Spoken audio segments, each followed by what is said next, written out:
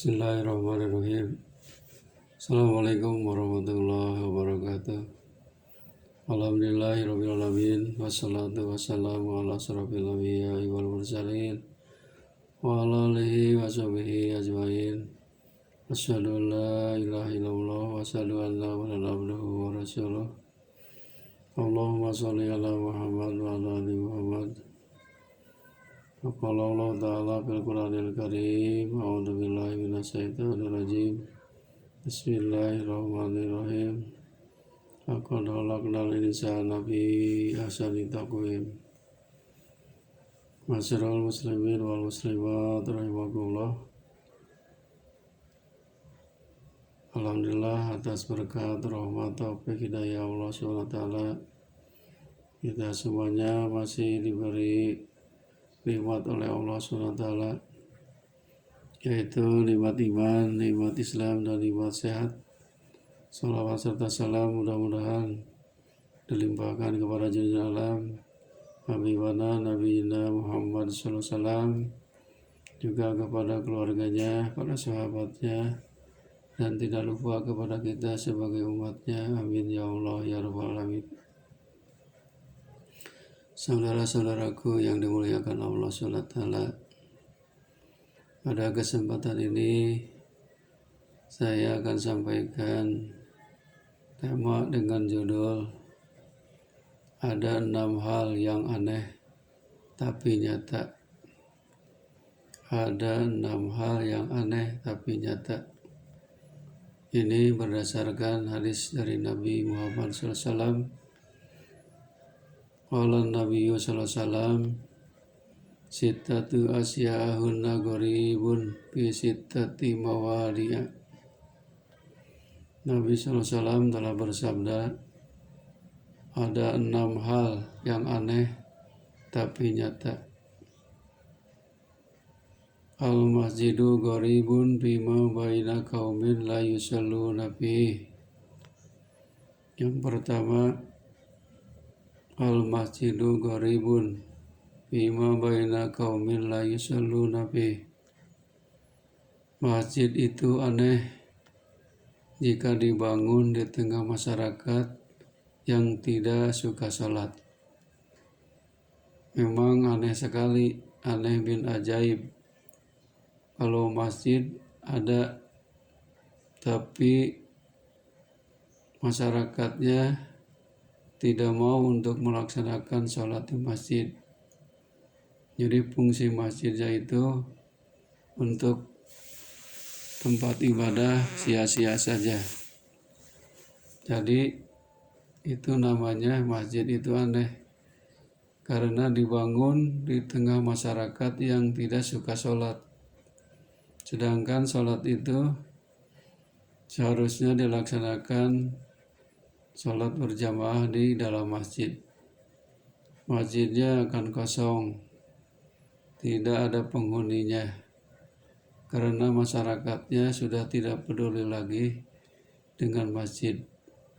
Jadi masjid itu digelari dengan masjid itu aneh atau heran, kalau bahasa itu heran.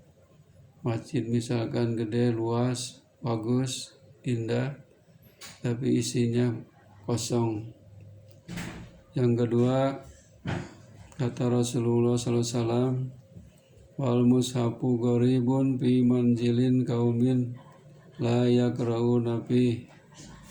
Wal mushafu gharibun fi manzilin qaumin la yaqra'una bihi.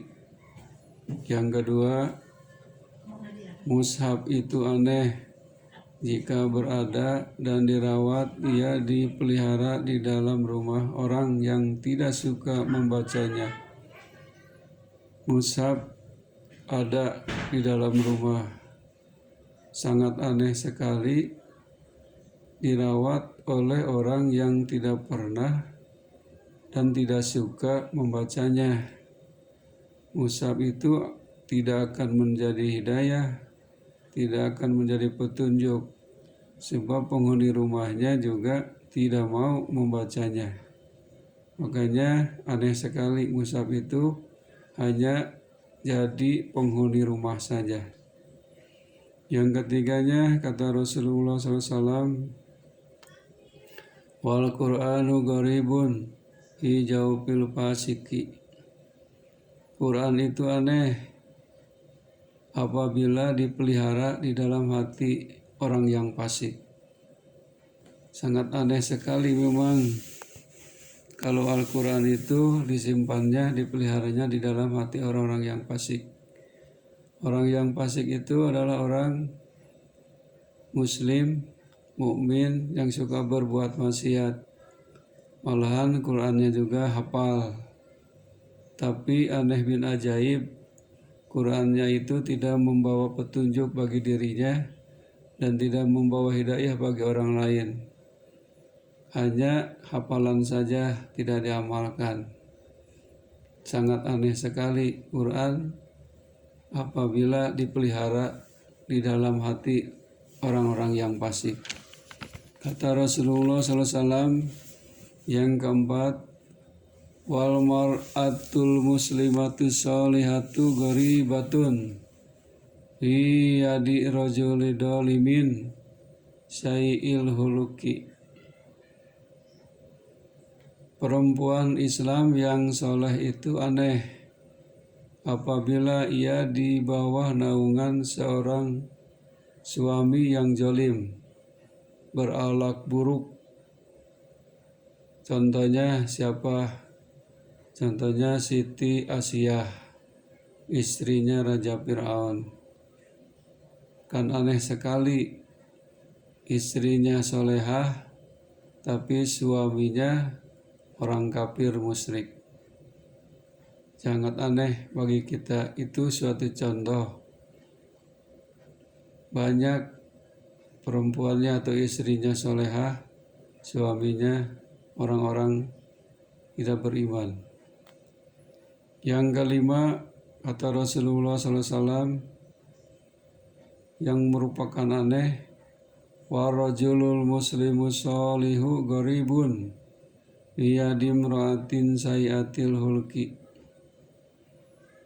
Laki-laki muslim itu aneh apabila ia berada di bawah kekuasaan perempuan yang hina, yang berakhlak buruk. Bisa kebayangkan oleh kita, laki-laki muslim itu aneh apabila berada di bawah kekuasaan perempuan yang hina, yang berakhlak buruk. Contohnya siapa? Contohnya Nabi Nuh alaihissalam. Nabi Nuh alaihissalam itu kan Nabi ya Rasul, tapi istrinya kafir, tidak beriman. Nah, bagi kita itu bisa disebut aneh, bisa disebut heran. Nabi dan Rasul pun tidak bisa memberi hidayah kepada istrinya yang kafir. Jadi ini hal yang aneh-aneh. Kemudian yang keenam, kata Rasulullah SAW, wal alimu gharibun baina qaumin la yastami'una ilaih. Wal alimu gharibun baina qaumin la yastami'una ilaih. 6. Orang yang alim itu aneh apabila ia berada di tengah-tengah kaum yang tak mau mendengarkan nasihatnya. Orang alim contohnya kiai, ustadz, mualim, ustadzah, ada di tengah-tengah kaum yang tidak mau mendengarkan nasihatnya, maka sangat aneh sekali. Jadi tidak memberikan hidayah kepada kaum itu karena kaumnya tidak mau mendengarkan nasihatnya. Padahal tugas alim ulama adalah ta'muruna bil ma'rufi wa tanhauna 'anil fahsya'i wal munkar, mengajak kepada yang ma'ruf dan melarang kepada yang munkar, atau bisa disebut kata amar ma'ruf nahi munkar, adalah tugas alim ulama. Tetapi aneh bin ajaib, di tengah tengah-tengah kaum yang tidak mau mendengarkan nasihatnya. Kalau sudah begitu, kaumnya tidak mau mendengarkan nasihat alim ulama. Ada hadis Rasulullah SAW yang lain, di akhir zaman akan ada orang yang lari dari para ulama, tidak mau mendengarkan nasihatnya, tidak mau mendengarkan ceramahnya. Kata Rasul melalui Rasul dari Allah SWT, maka orang kalau lari dari para ulama, tidak mau mendengarkan nasihatnya, maka Allah akan menurunkan 3 bencana, 3 balahi. Yang pertama, oleh Allah akan diambil keberkahan usahanya, keberkahan hidupnya. Dan yang kedua, akan timbul bencana di mana-mana. Dan yang ketiga paling parah adalah di mana dia meninggal dunia, dia tidak membawa iman dan Islam. Naudzubillahi min dzalik.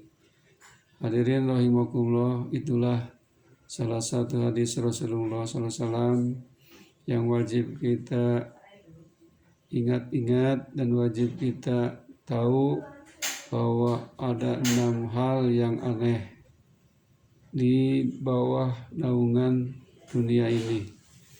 Tidak heran dan tidak aneh lagi, ada 6 hal yang aneh tapi nyata. Ini adalah kenyataan yang harus kita pahami. Mudah-mudahan hadis Rasulullah SAW ini menjadi ibrah dan pelajaran bagi kita. Akhirul kalam, wabillahi taufiq wal hidayah. Assalamualaikum warahmatullahi wabarakatuh.